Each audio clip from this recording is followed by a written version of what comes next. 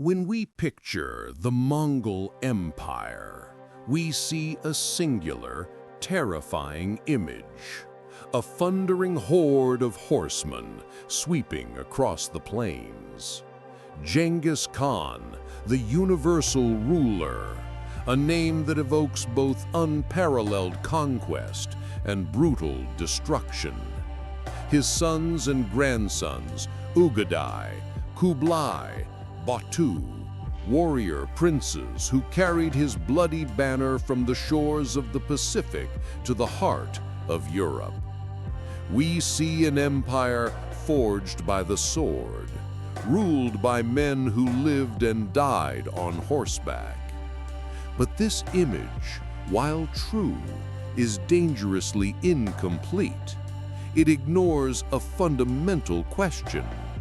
As these men, the Khan, his sons, his generals, spent years, even decades, on relentless campaigns thousands of miles from home, who was actually ruling the empire? Who managed the cities, collected the taxes, enforced the laws, and secured the vital arteries of the Silk Road?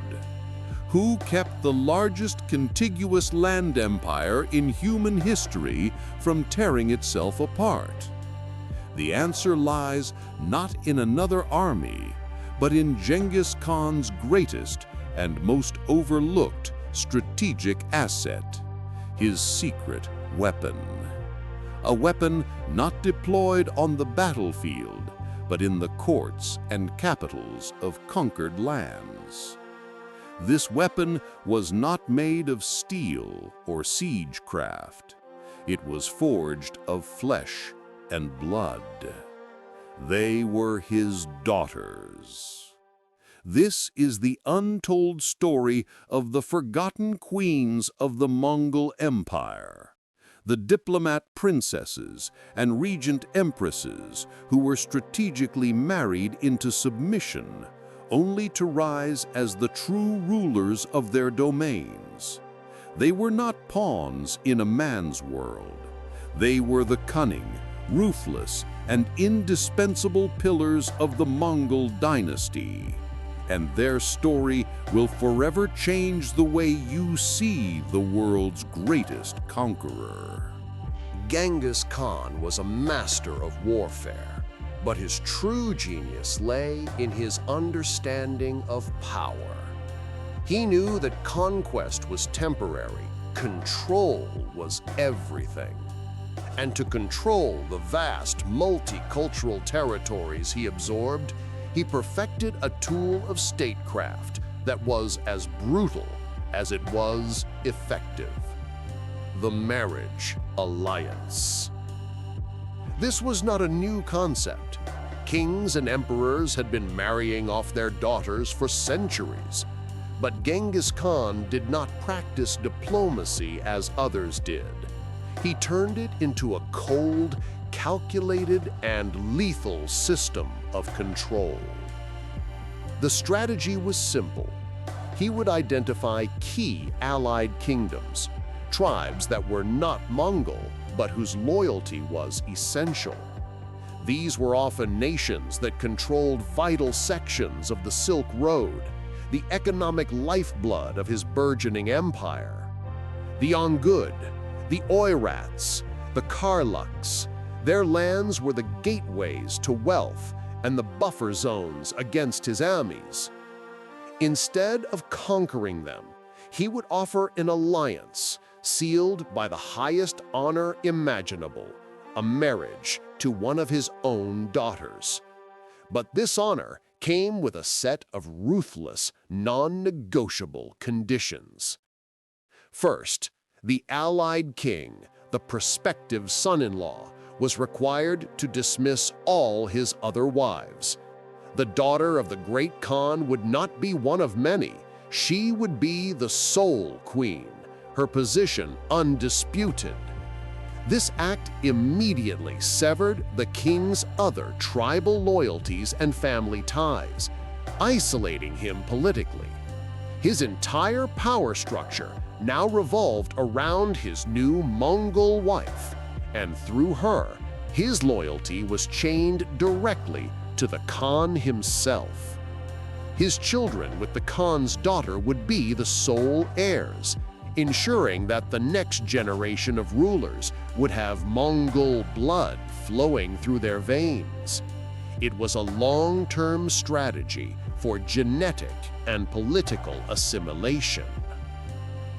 The second condition was even sinister. After the marriage, the new son-in-law would be granted the honor of being assigned to military service at the forefront of the Mongol war machine. He was expected to lead his kingdom's troops into the most dangerous and grueling campaigns in Persia, in Russia, in the heart of China. This was not an honor.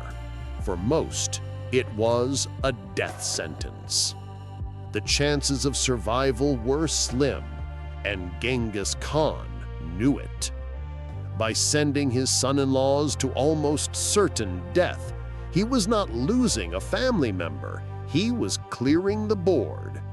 With the husband conveniently removed from the picture, the reins of power fell directly into the hands of the person he trusted most, his widowed daughter. She would become the regent, the ruler of her deceased husband's kingdom, governing on behalf of her young half-Mongol sons. She was no longer just a queen consort. She was the absolute authority, a loyal viceroy in a critical territory, ruling in the name of the Mongol Empire. The strategy was complete. A kingdom was secured, not through a bloody invasion, but through a wedding veil and a funeral shroud. Of all the daughters who were instruments of this policy, none exemplified its power and ruthlessness more than Alakai Beki. She was not merely a princess or a regent. She was a true sovereign, a queen who ruled with an iron fist and whose domain was one of the most strategically vital in the entire empire. Alakai was one of Genghis Khan's elder daughters, likely his third. Sometime around the year 1207, she was married into the ruling family of the Untold, a Turkic people who were Nestorian Christians. The Untold were not a minor tribe. They were a significant regional power, and more importantly, they controlled the territory north of the Great Wall, directly on the main artery of the Silk Road leading into northern China. Their allegiance was indispensable. Following the Khan's brutal template, Alakai's husband was swiftly sent to war and, predictably, killed in action. Power in the Untold kingdom passed to his young sons, Alakai's stepsons. But their rule was short-lived. In 1211, a faction of Untold nobles, resentful of Mongol dominance, staged a coup. They assassinated the young rulers and planned to kill Alakai herself. They had catastrophically underestimated the woman they were dealing with. Alakai, along with her two loyal stepsons, managed a daring escape. They fled the Untold capital and made their way to her father's camp. When Genghis Khan heard of the betrayal, his reprisal was swift and absolute. A Mongol army descended upon the Untold. The conspirators were hunted down and executed. But the Khan did not simply install a new puppet ruler. He handed control of the entire Untold nation to the person who had proven her loyalty and resilience, his daughter, Alakai Beki. From that moment on, she was the undisputed ruler of the Untold lands, and she proved to be every bit as capable and unforgiving as her father. She was known as the princess who rules the state. The Chinese envoys who dealt with her described a woman of formidable intelligence and authority. She commanded the Mongol army, administered justice, and managed the complex logistics of the Silk Road trade that passed through her territory. Her rule was not without challenges. Years later, another rebellion brewed, this time led by the relatives of the very nobles she had previously escaped. Her response was chilling. She did not wait for her father's army. She mobilized her own forces, crushed the rebellion, and, according to the histories, ordered a massacre of the male conspirators, ensuring no one would dare challenge her authority again. She adopted and raised her young stepsons, educating them in Mongol traditions and grooming them for leadership under her watchful eye. She ruled as regent for decades, a bastion of Mongol power and stability in a volatile region. Alakai Beki's reign was a masterclass in imperial administration.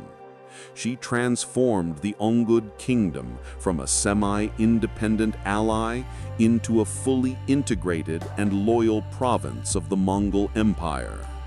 She ensured the northern frontier of China was secure, and that the flow of goods, intelligence, and tribute along the Silk Road continued uninterrupted. Alakai Beki was not an anomaly. She was the archetype. Across the vast expanse of the Mongol Empire, a network of powerful women, sisters, sisters-in-law, and daughters-in-law formed a de facto administrative backbone. While the men waged war, this sisterhood of power maintained the peace. Genghis Khan had at least 4 other daughters who were married into the ruling families of other key tribes, such as the Oirats and the Karluks. Each followed a similar path to power, becoming influential regents who governed their territories with Mongol interests at heart. This phenomenon extended to the very center of the empire. After Genghis Khan's death, the role of his daughters-in-law became paramount. When his son and successor, Ogedei Khan, died in 1241, his widow, Toregene Khatun, seized power. Toregene was not merely a placeholder. She ruled the entire Mongol Empire as Great Khatun, or Regent Empress, for 5 years. She was a master of political intrigue, purging her rivals and maneuvering to have her own son, Gillick, elected as the next Great Khan. European envoys like Giovanni da Pian del Carpine, who witnessed her court, were stunned by the absolute power she wielded. She commanded the respect and fear of generals and princes from across Eurasia. Perhaps the most influential woman of all was not a daughter of Genghis Khan, but a daughter-in-law, Sorhaktani Beki. She was the widow of Tali, Genghis Khan's youngest son. A Nestorian Christian known for her incredible political acumen and tolerance, Sorhaktani Beki was universally respected.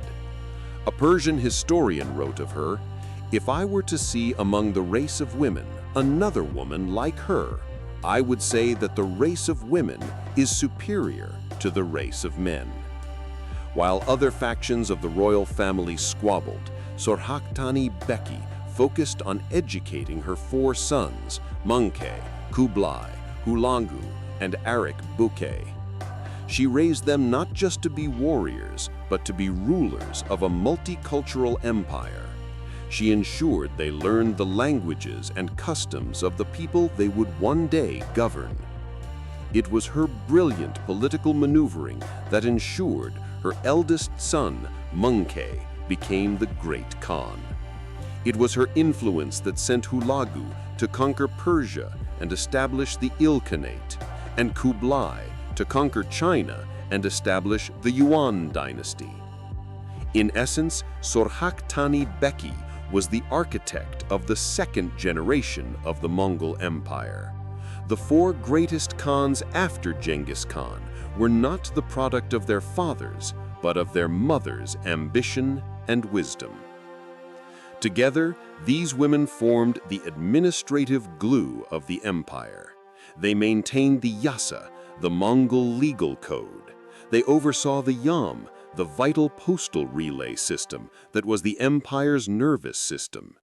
And most importantly, they protected and managed the Silk Road. They understood that the empire's power came not just from its armies, but from its control over global trade. They offered security to merchants, established stable tax systems, and fostered a cosmopolitan environment where ideas, goods, and religions could flow freely. They were the CEOs, the governors, and the stateswomen of the Mongol world.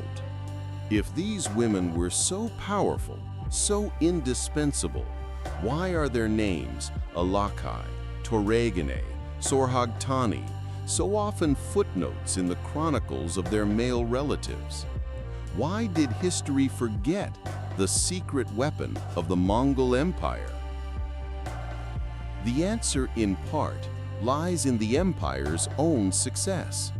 The system Genghis Khan created was designed for constant expansion. When that expansion slowed, and the grandsons and great-grandsons began fighting amongst themselves for control, the nature of power shifted. The civil wars between Kublai and Erik Bokeh and the subsequent fragmentation of the empire into four separate khanates shattered the unified network that the Sisterhood of Power had maintained. As the Ilkhanate in Persia, the Golden Horde in Russia, the Chagatai Khanate in Central Asia, and the Yuan dynasty in China grew more culturally distinct and politically hostile to one another, the cross-continental influence of the Mongol queens waned. Power became localized, and in many of these successor states, more conservative, patriarchal traditions, whether Islamic or Confucian, gradually eroded the traditional Mongol respect for female authority. Furthermore, most of the history of the Mongols was not written by the Mongols themselves, but by the people they conquered, the Persians, the Chinese, the Europeans. These were scribes from deeply patriarchal societies who often viewed powerful women as anomalies, as manipulators behind the scenes, or simply ignored their contributions altogether. Their chronicles focused on what they understood and feared: the battles, the conquests, the male khans. The quiet, complex, and essential work of administration, diplomacy, and governance, the domain of the Mongol queens, was deemed less worthy of record. But their legacy is undeniable. The Mongol Empire, in its unified, world-changing form, could not have existed without them. They were the stable center in a world of constant motion. They were the governors who turned conquered lands into functioning states. They were the mothers who raised the next generation of Khans. Genghis Khan's greatest secret was not a military tactic or a siege engine. It was his profound understanding that while men could conquer the world, it was women who would be needed to rule it. They were not just the daughters of the Khan, they were the true empresses of the steppes, and it is time their story was told.